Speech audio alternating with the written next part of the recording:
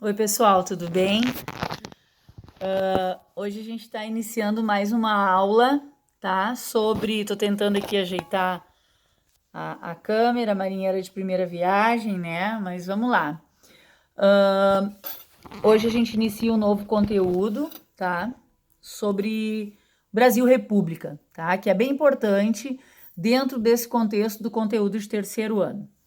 Pois bem, até semana passada a gente vinha ainda falando do Império, período do Império, questão religiosa, questão militar, questão abolicionista, que eu comentei no último vídeo, tá?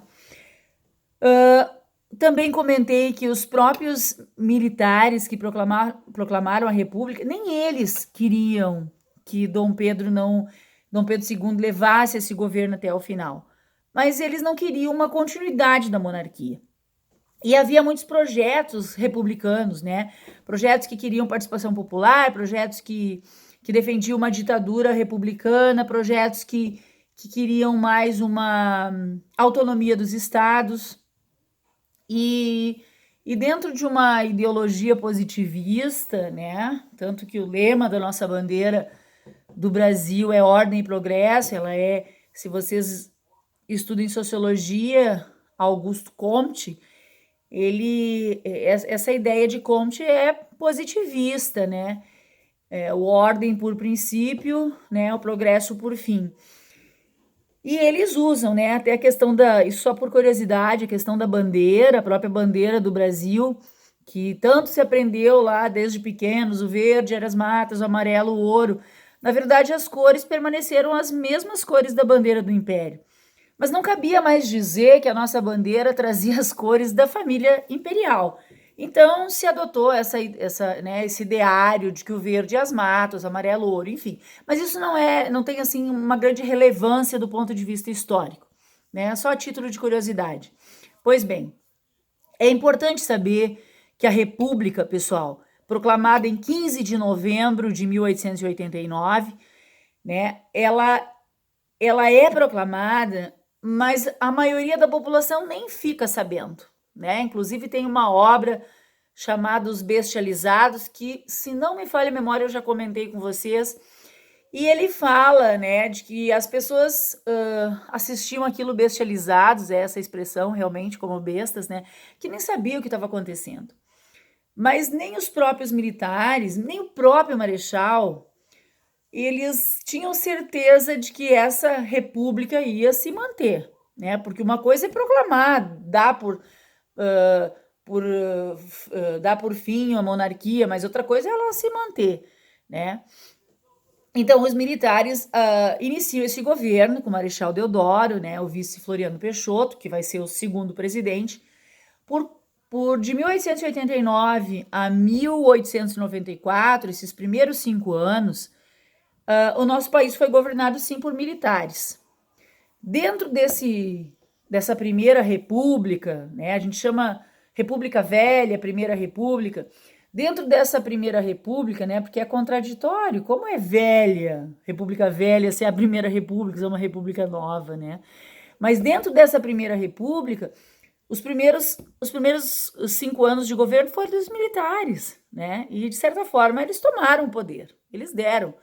Claro que tem todo um projeto de legitimação dessa república, que aí eles vão buscar na própria figura de Tiradentes, né? Eu já falei algum momento lá em abril sobre isso. Tiradentes, então, é levado como uma figura que foi enforcada 100 anos antes. Ele lutou por ideais republicanos, independência. E tem toda a representação dele semelhante a Jesus, que sofre o martírio. E todo esse ideário de Tiradentes vai vir à tona como uma forma de legitimar a República, né? A República precisava de um herói. E o herói foi tirado lá do Brasil Colônia, lá de 1789, para se fazer então um grande herói da República, né? Mais de 100 anos antes, então 100 anos antes lutava já por esses ideais, motivados pelo pensamento iluminista. Pois bem, a partir dos 5 anos passados, a República da Espada, nós temos o período da República Oligárquica. Pessoal, oligarquia, tá? Governo de poucas pessoas. Poucas pessoas que têm poder, poucas pessoas que têm, né, a posse, era praticamente pouquíssimas pessoas a partir da segunda Constituição Brasileira de 1891, a primeira da República e a segunda brasileira, porque a primeira foi com Dom Pedro I em 1824. Então, muitas coisas mudam, né? E uma delas é a questão, então, do voto. Homens, mulheres não, alfabetizados a partir de 21 anos. É todos os homens? Não, não são. Então, além dos alfabetizados, não podiam votar mendigos, os analfabetos, os mendigos, padres, soldados do baixo escalão. Essas pessoas eram retiradas da participação política, né? E o voto era aberto, né? Então, todo mundo sabia em quem tu ia votar, né? Então, essa era uma prática, fora a questão que a gente vai falar mais adiante das fraudes, que eram corriqueiras durante essa Primeira República. Mas a oligarquia, essa república oligárquica se manteve, então, até 1930, que eram pessoas civis, pessoas de estados que tinham grande prestígio, populosos, ricos, né? E alternavam, então, na presidência do Brasil. Bom, que mais? A Constituição da República, ela também vai separar Estado e Igreja. Lembrando que durante o Império, né, do regime de padroado, a Igreja passava pela autoridade do imperador, né? As ordens papais do Vaticano só eram colocadas em práticas a partir do aval do imperador. Então, quando esse imperador, né, quando terminou o império, se separou, né? E aí nós temos o casamento civil. Eu gostaria, assim, muito que vocês, quando copiassem o texto no caderno, olhassem as imagens. Eu coloquei justamente para vocês poder ver essa representação desse período através de imagens. E tem uma charge que eu coloquei ali da Constituição que mostra, então, separação da igreja, deixa eu ver se eu tenho aqui, separação do Estado e da igreja, né, que passa a ser uma coisa diferente. A partir daí a gente vai ter o casamento civil, né, quem vai casar não é só mais no religioso, mas casa no civil também. A questão da república sempre representada como uma instituição feminina, como uma mulher, também coloquei numa imagem. Eu acho que essa da Constituição, deixa eu ver se eu vou achar aqui. Não, mas tem aqui pequenininha, bem pequenininha. Essa imagem aqui, tá? Que é do livro História do Brasil para Principiantes, que é um livro de história do Brasil todo em charges. E essa charge aqui pequenininha, tá? Ela mostra, então, a figura da mulher, né, representando a República. E notem, pessoal, a bandeira que a República traz é uma bandeira norte-americana. Então, assim, a nossa Constituição Republicana do Brasil, de 1891, ela é inspirada na Constituição dos Estados Unidos, né? Já independente desde 1776, quer dizer, mais de um século independente. E aí ele traz, né, regime federativo, sistema presidencialista, a divisão dos poderes, agora o poder moderador cai fora, né? Que durante o Império nós tínhamos poder executivo, legislativo, judiciário e moderador, que dava ao imperador o poder absoluto sobre todos os outros poderes, que agora não vai mais existir, vai cair fora, tá? Então, e o casamento civil, né, separando a igreja e Estado. Outra imagem que eu separei, que eu achei que eu queria mostrar, eu não postei, tá? Mas eu vou mostrar para vocês. Aqui é uma caricatura do Marechal Deodoro, então, né, onde diz, na tarde de sexta-feira, 15 de novembro de 1889, o trono vira peça de museu. Na Câmara Municipal do Rio de Janeiro, José do Patrocínio declara a proclamada república depois que, pela manhã, o Marechal Deodoro dá um golpe militar, tá? Então a nossa história é carregada de golpe militar, ocupando o Ministério da Guerra e depondo o imperador. E aqui embaixo tem uma charge, ó, de um brasileiro, né? E esse livro ele carrega essa imagem do brasileiro até os momentos atuais e diz: agora sim a minha vida vai mudar. Então, o brasileiro tem sempre essa expectativa, né? A minha vida vai melhorar, a minha vida vai mudar. E com a República não foi diferente. Eles tinham essa motivação, essa vontade de que algo realmente bom acontecesse para eles. Pois bem, durante essa república, foi se organizando níveis de sustentação dessa república, eu diria. E eu gosto muito de usar esse termo. A república oligárquica, ela é sustentada por 3 eixos, tá? A nível municipal, a nível estadual e a nível federal. Então, esses três eixos sustentavam essa república, tá? Vamos entender, então, a nível municipal. Aquela figura antiga que mostrava as noveletas da Globo, as novelinhas das 6, do coronel, né? O coronel, pessoal, o coronel é um título que vem desde o Império Brasileiro. Mas é agora que esse poder do coronel, né? Até hoje a gente tem ainda uns coronéis que se mantêm, né, no poder, mas o coronel fortalece seu poder durante a Primeira República. E a gente vê, assim, as relações que se estabeleciam em torno do coronel. Ele era o grande proprietário da fazenda, ele tinha os seus empregados, dentro da fazenda ele tinha a vendinha, né, o armazém que vendia os produtos para os seus empregados, que geralmente se endividavam, tinha a escolinha, né, tinha a escolinha que ensinava os seus funcionários, seus empregados a ler e escrever, porque para votar eu tinha que ser alfabetizado, né?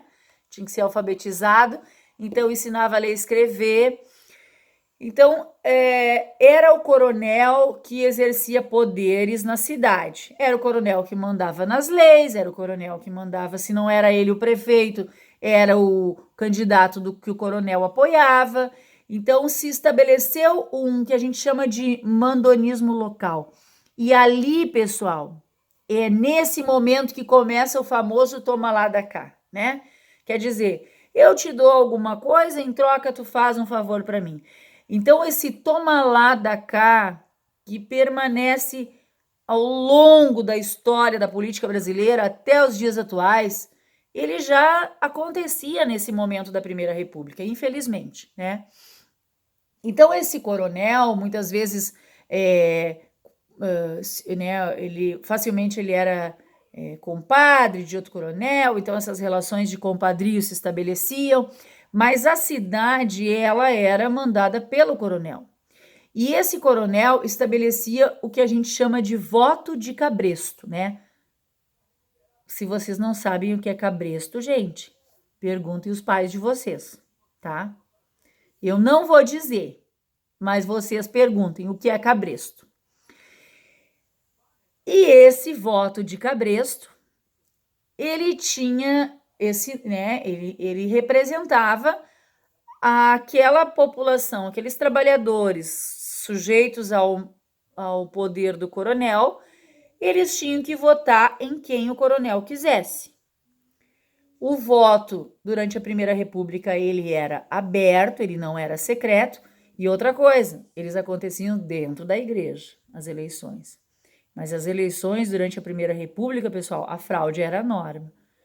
Então, às vezes, o candidato que ganhava nas urnas, nem sempre ele ganhava as eleições, tá? Isso era muito comum, muito mais do que a gente imagina. Aqui mesmo, no governo que a gente chamava do Rio Grande do Sul, né, a província do Rio Grande do Sul, ocorreu casos assim, tá? a presidência que a gente chamava presidência do Estado na época. Pois bem, durante esse período. Durante essa Primeira República, então, a fraude era a norma. E esse voto de cabresto, então, fazia... Olha a imagem lá do voto de cabresto, né? É forte aquilo político, né? Ou o coronel, o político... o coronel ou era candidato ou apoiava alguém, né? Que era das suas relações, e trazia o eleitor, né? Que era manipulado, que ia votar em quem ele quisesse. E muitas vezes, pessoal, o coronel usava os jagunços, né? A gente via muito na questão do lado nordestino, os jagunços, mas essa milícia particular para intimidar, né? Para colocar medo, com armas até, né? Para fazer com que as pessoas votassem e assim formavam, então, o seu curral eleitoral, né? Trazendo essa imagem do animal, né? Do curral, dessa relação que se estabelecia no voto de cabresto. Isso a nível municipal. A nível estadual, uma política de Campos Sales foi a política dos governadores. Essa política foi implantada e ela era, claramente, a política dos governadores era o toma lá da cá. Por exemplo, se eu tenho uma figura que é candidato à presidência da República, tá? Melhor. Nós temos já um presidente da República e esse presidente, né, vai escolher, então, vai ter eleições para escolher os deputados, senadores.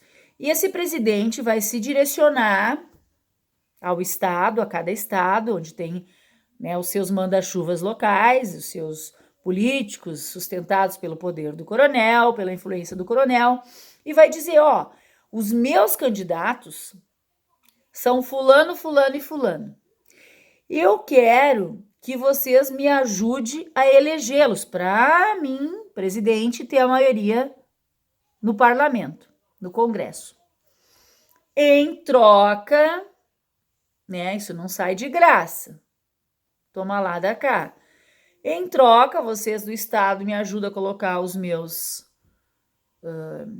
do meu partido, as pessoas que eu apoio no poder, e em troca, eu ajudo ao candidato de vocês, apoio o candidato de vocês no Estado.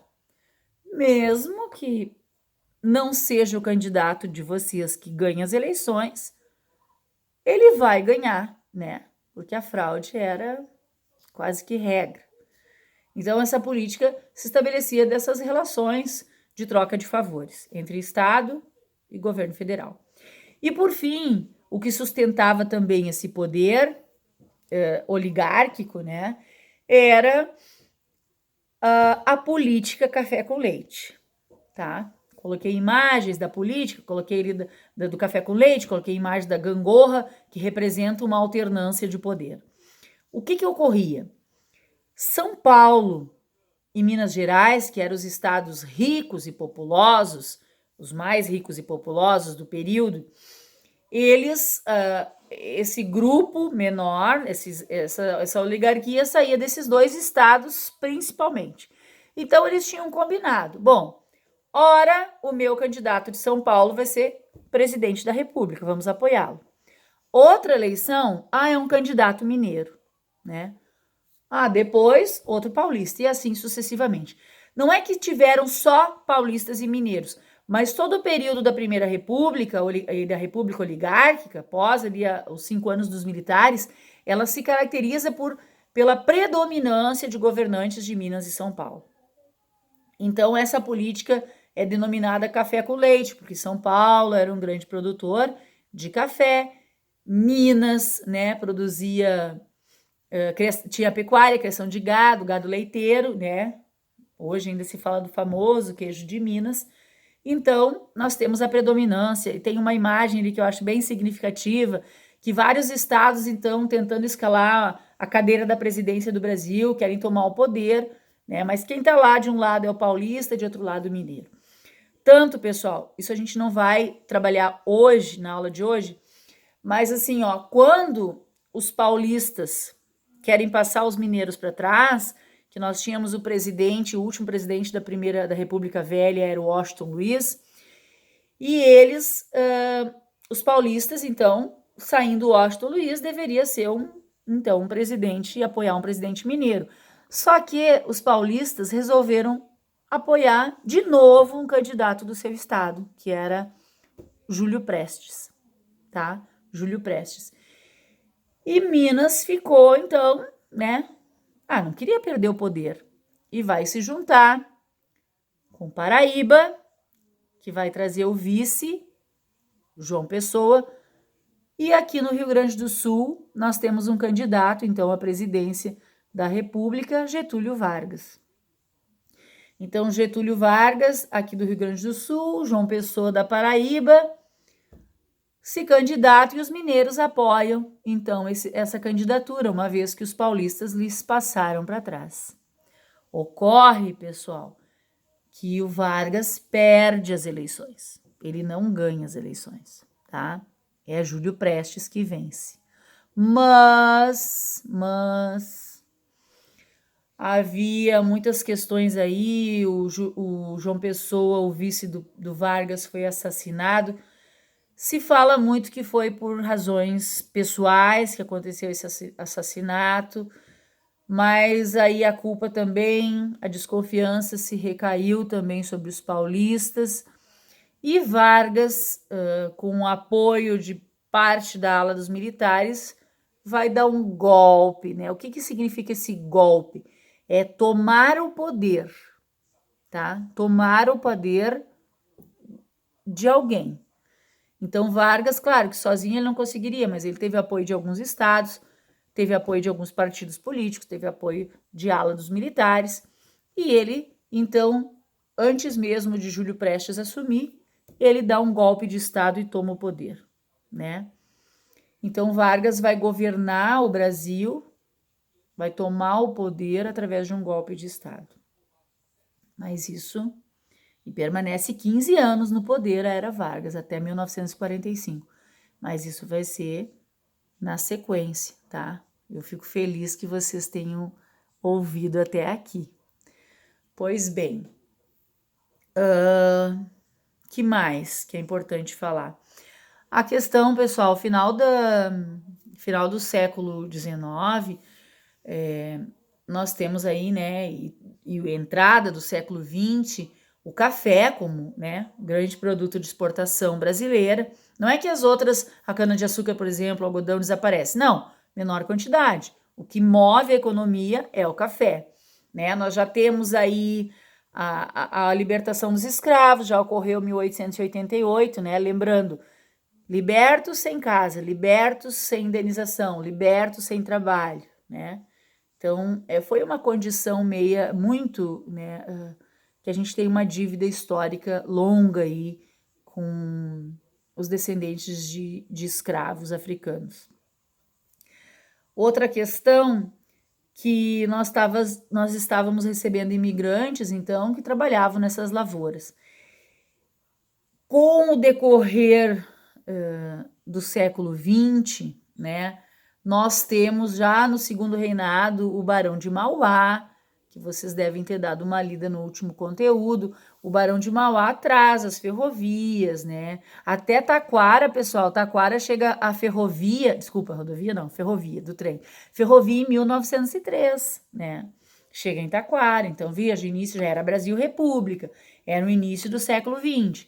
Então essa modernização estava chegando nos mais diversos locais do Brasil. E no início, então, desse século, na década de 20, sobretudo, que chega com toda a força a industrialização, sobretudo aqui no Rio Grande do Sul, que ela vem através dos frigoríficos, né? Porque o que movia a nossa economia sul-rio-grandense era a pecuária, né? Então, aqui a industrialização começa com os frigoríficos, sobretudo, né? Mas as ferrovias já estavam chegando, que foram bem importantes para o escoamento da produção também. E aí, a gente vai ter outros elementos desse período, da questão cultural, que vocês talvez vejam alguma coisa na aula de artes, da Semana de Arte Moderna, que não foi uma semana, foram 3 dias, 3 a 4 dias, que ali sai Tarsila do Amaral, né, com importantes obras,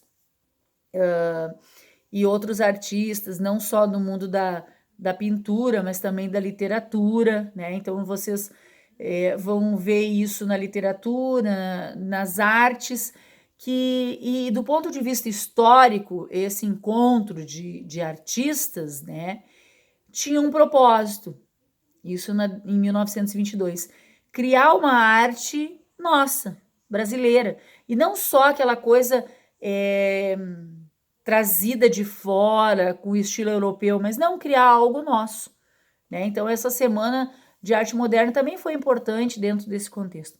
Nós tivemos, pessoal, outras revoltas dentro desse período que a gente vai trabalhar um pouquinho, né, ainda adiante, mas é muita informação para um momento só, tá?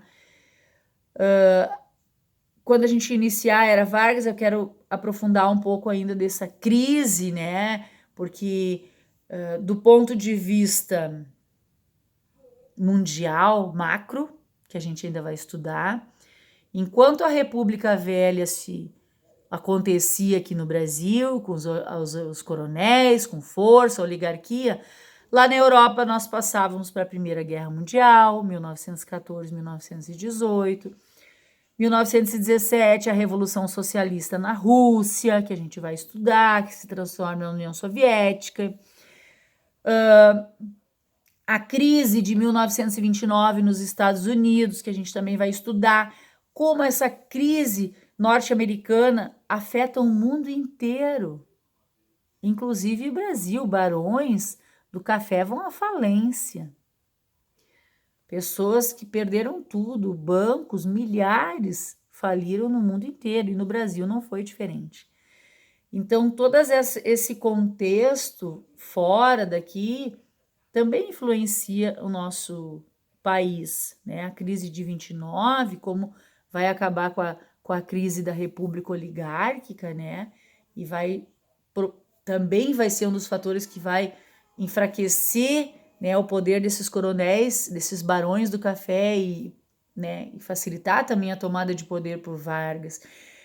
Primeira Guerra Mundial, o Brasil não participa assim de forma efetiva com soldados, né, mas ele participa com ajuda humanitária, com médicos, né, mais assim dentro desse ponto de vista.